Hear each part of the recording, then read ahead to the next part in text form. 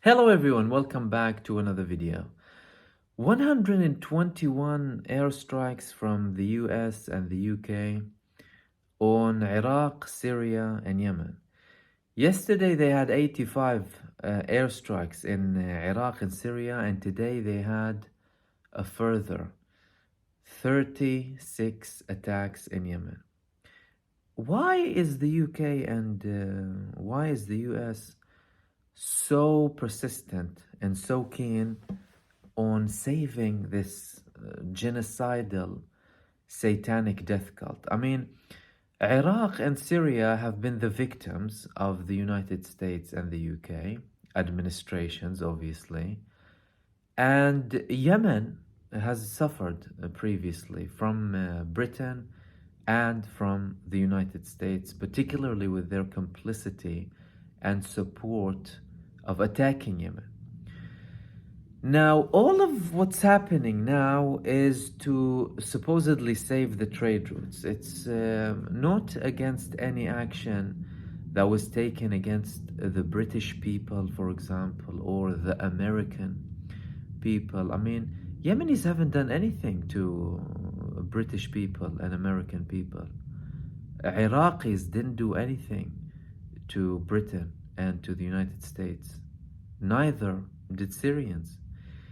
So all of what's happening now, and it's very important to highlight this repeatedly, although most of you already know this, but all of this is happening for the sake of Israel. Israel, the country oppressing, killing, brutalizing, occupying Palestinians. The country that has committed the worst genocide in the 21st century. The country that destroyed most inhabitable houses in Gaza. The country that killed over 11,000 children in the past 4 months. The country that killed 27,000 Palestinians in the past 4 months. Over 27,000 Palestinians. It displaced 1.9 million Palestinians. The country that declares that what it deals with in Gaza, the people, are non-human, are subhuman, human animals. Why are they so keen on Israel? Isn't it possible to reach a solution without this genocidal death cult in Israel? Isn't it possible to try and reach some sort of an agreement that will be built on equality and freedom and all of the things that Britain and the US call for? Human rights, international human rights, democracy, freedom. What's so difficult about that? Why is it so difficult when it comes to Israel? Is it because you view the Palestinians the same way that Israel does? Could that be the reason? Because really and truly, I mean, if you want to look at it from a military perspective, okay, the United States, they want to keep some sort of deterrence against these people. They don't want to show these resistance movements and Yemen that you can shoot and you can attack without retaliation. But the fact of the matter is, no one is deterred from you. No one is deterred from the United States or from the United Kingdom. People are not scared of you. What do you think you're doing? They couldn't care less about you or what you think. The Yemenis, they declared it very clearly. We are having an embargo. We're banning ships from going to Israel. Very justified. As a matter of fact, it's an obligation. A satanic, genocidal regime. It's their obligation to do that. You're the ones who should have actually started that, but you're siding with them. You're siding with Israel. And unfortunately for the British administration and the US administration, the world no longer views things in their eyes, in how they see things. People are awake. So they're gonna have to try and change their approach at some point, because you will either put everything in flames in the Middle East, unless that's what you want, obviously, or you will have a different approach towards the Middle East and the people in the Middle East, and treat their lives the same way you treat the Israeli lives, the same way that you value other human lives, you value the Palestinian life. But the core problem here is that we're talking about people on such a level where they couldn't care less about their own people. I mean, does anyone think that the British government cares for the British people, for example? How much did it cost them to go and bomb Yemen? Couldn't they spend that money on essential services in the UK?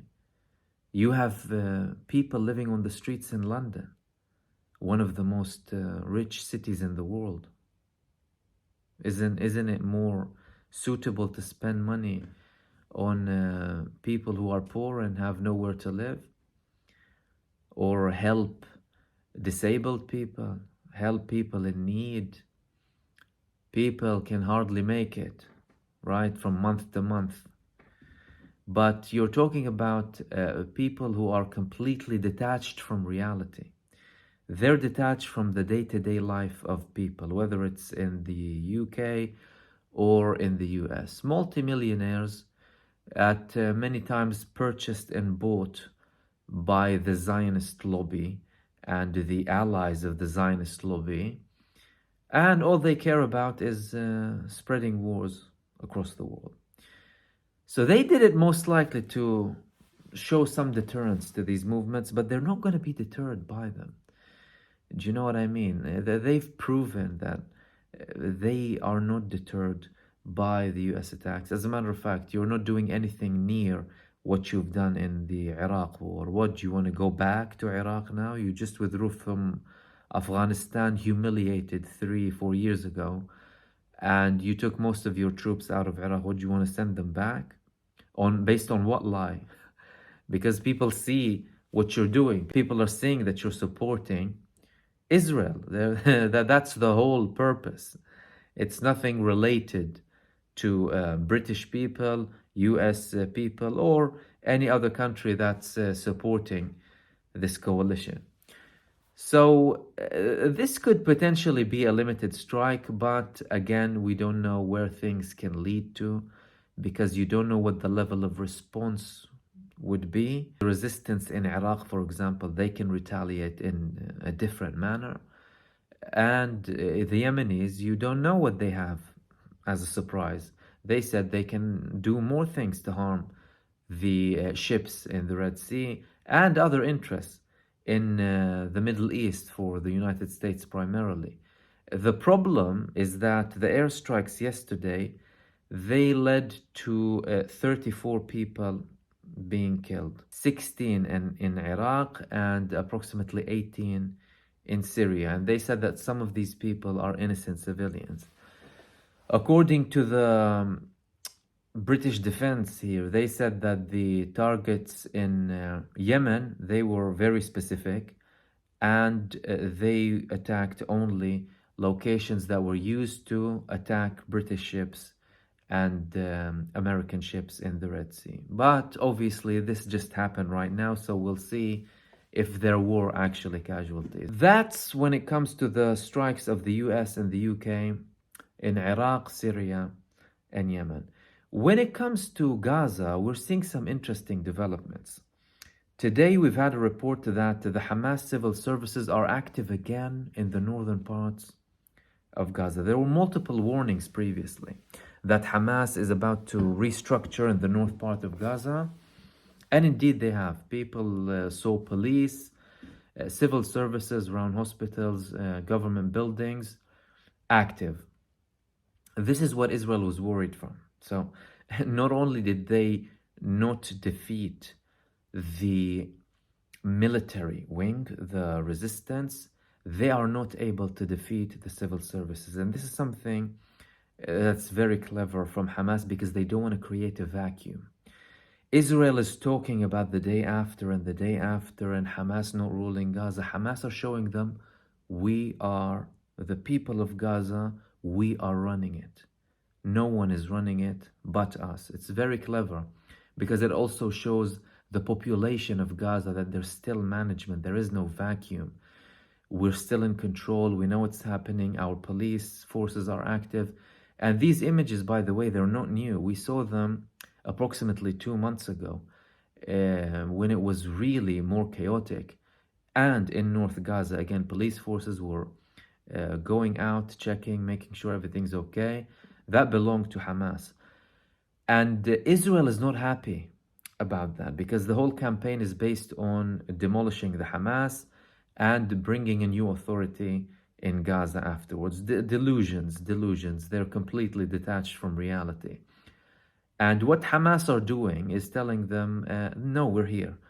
You can't be talking about any other authority in Gaza. And the only people who will run Gaza are the people of Gaza, plain and simple. And I constantly like to state that the day after, when it comes to the day after, it should be the day after in Israel, not in Gaza. The main problem here is Israel.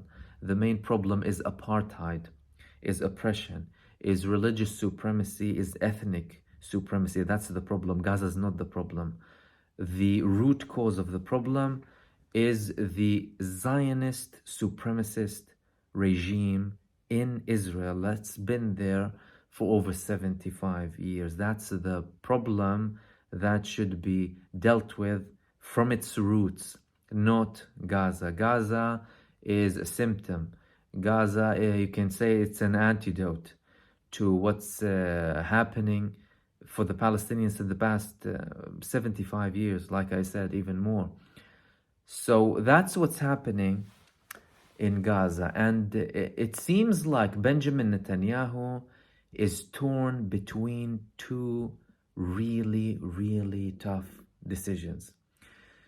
So one of his choices is make a deal, keep the current people who are in the war cabinet, especially Benny Gantz and Eisenkot from the camp, they call them, and lose Ben Gvir and Smotrich. The other hand, you can not reach a deal, continue this massacre, this genocide and barbarism, and lose the others. We're having threats, multiple Israeli reports about threats from Benny Gantz to leave the war cabinet because he wasn't initially in the government. He just joined the war cabinet to run the war because Israel was under attack. He's threatening to leave if they won't reach a deal. And Netanyahu is split. On one hand, he's begging people not to leave. On the other hand, he's trying to reach a deal. And he's also talking nonsense when it comes to the war. And, you know, he had reports, statements that we're continuing, we're not going to release thousands, etc.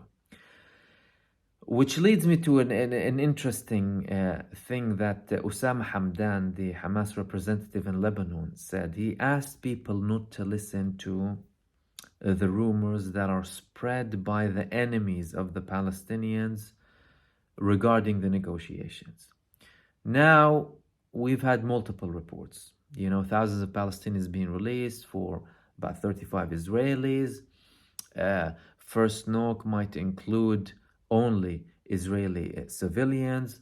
Potentially, Palestinians with heavy sentences can be released in the first knock.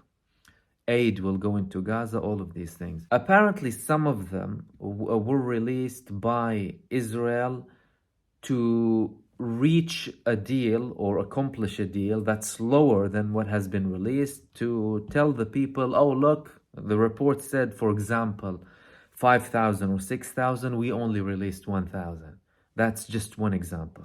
There are many other examples that can be given with regards to the reports that are going out. But another thing he reiterated is don't take these sources anything to do with the negotiations. If you want to know what the Palestinian stance is, it's only going to be released from the resistance. And he reiterated again, they're speaking with all of the resistance movements in Gaza, primarily the PIJ. They have a unified position when it comes to this, and their position is in line with the position of the Palestinian people. You're not talking about people who are detached from the Palestinian people. He sent a message to the Palestinian people in Gaza, telling them that your sacrifice will not be in vain, and that the Palestinian resistance is only working to give you what's best for you.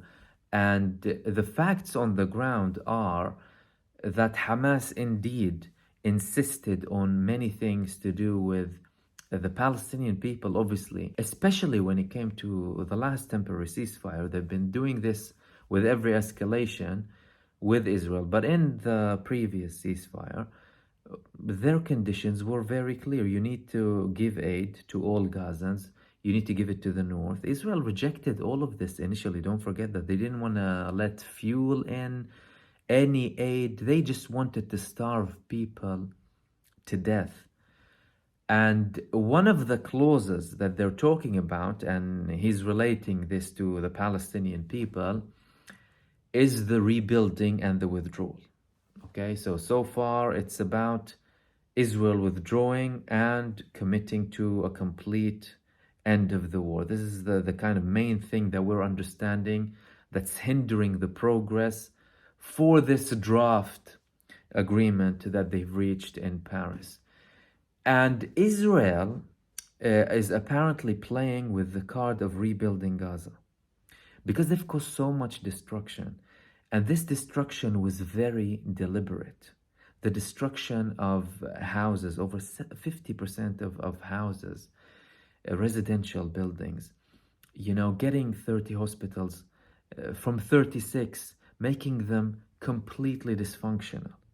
And the rest of the hospitals that are actually functioning, they barely have anything at all. Attacking bakeries, attacking wheat factories, cutting off electricity, gas, water.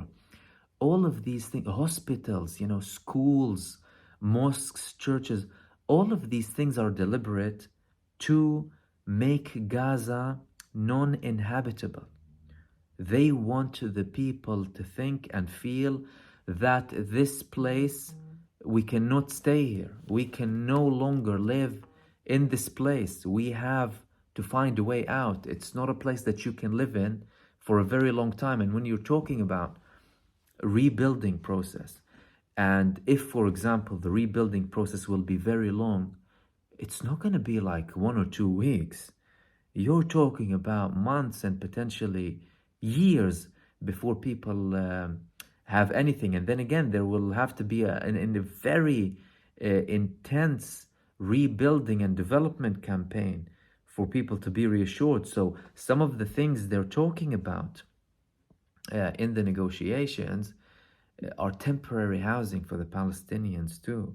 So they're concerned about the Palestinian people in Gaza. They want to make them feel like Gaza is going to be back on track. We're going to get the aid in. We're going to give you temporary housing up until the places will be rebuilt. So we could be talking about potentially temporary houses that are not, the best houses or whatever, but better than the tents that they're living in. You have people getting water in their tents in the middle of the night with children. It's really bad conditions. Do you know what I mean?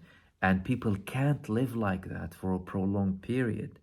Although the Palestinian people are very resilient, they're very strong, and they stick to their land, but still, you're talking about families, talking about children, and they deserve to live like human beings in warm houses. They need to have proper sanitation, food, care, medication, whatever they need.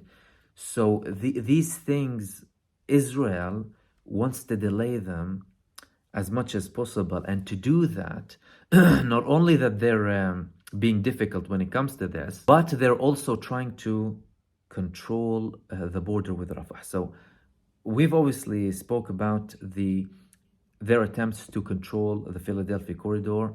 Clearly, they're getting a big no from Egypt, but now they're constantly giving Egypt more offers. Like the latest offer that they have for Egypt is move the Rafah crossing next to Karm Abu Saleh, which is the Israeli checkpoint between Israel and Gaza that's also linked to the Egyptian border. So Israel is suggesting that they move the Rafah crossing to there so that Israel can monitor exactly every single thing that goes in. They still have a high involvement when it comes to Rafah itself, but they want to be in control of everything so that if they do want to cut off every single thing again, but they're not getting even a response from Egypt regarding this offer. I mean, another offer that they had is apparently they asked a country from the Gulf, so an Arab country, to fund a new border, a new wall that's under the ground, okay? So they need to have something digging in, stretching through all of the Philadelphia corridor, all of the Rafah border between Gaza and Egypt, and that an Arab state funds it. Imagine how rude these people are, but and how entitled as well, and how accustomed and used to, getting everything that they want. Israel should be paying for the damage. Israel should be compensating the people. They should be forced to do that. But this is the type of world that we live in. I mean, they take compensations, they ask for compensations for people who were killed 70 and 80 years ago from countries all across the world, but they go and cause destruction and havoc against the indigenous people in Palestine as if they're entitled to destroy and kill everything they want. But with what we have at the moment, regardless of the type of deal that we reach, there is damage. The level of damage that has been done to Israel as a country, it's safe to say that it's almost irreparable. The hit that they got on the 7th of October, the fact that they mismanaged all of this genocide so far, the fact that the split that they had before and thought the war would heal has gone even deeper and deeper on every level in Israel. The society is split, the political class is split, the army is split. You're having infighting between all fractions of society when it comes to Israel as a country, how it should look, where are we going. And you already have 2.5 million people out, and most of them are saying we're not going to return. But with regards to the deal, which is the main thing that will kind of pave the way to the coming months, it's still ongoing. Clearly, Hamas hasn't sent a positive sign to continue yet, because the conditions that they want, which are primarily stopping the war before entering that phase, stopping the war, withdrawing before they talk about the next steps, Israel clearly doesn't want to do that. So they might be going back to the mediators and telling them it's not acceptable, they need to completely withdraw, and then we enter the negotiations. And again, remember, these things that are happening in Gaza, the partial withdrawals, going mostly out of Khan Yunis, mostly out of the north and the western part, just attacking as and when, these things are translations to what's happening with the negotiations. Because if Hamas, for example, agrees to continue and make a deal when Israel is still doing this will create a new status quo, that Israel is allowed to attack Gaza whenever it wants to, and they can continue to make deals and potentially get some aid in, a bit of rebuilding, but they can attack, they can keep their forces. And Hamas don't want that, because the previous status quo that Gaza had is Israel is completely out. Hamas actually reduced the Israeli buffer zone. They've increased their fishing mileage in Gaza. They agreed on a certain amount of aid for Gaza. Obviously, it was still under siege because Israel controlled everything. They limited the quantities. People still couldn't travel freely. They still had everything to the bare minimum. But Israel wants to create a new reality of we are able to do whatever we want, whenever we want, and we can still make a deal with you, and this won't be acceptable to Hamas and the Palestinian resistance. And these were the main things that I wanted to talk to you about today, and I'll hopefully see you soon in the next video. Take care.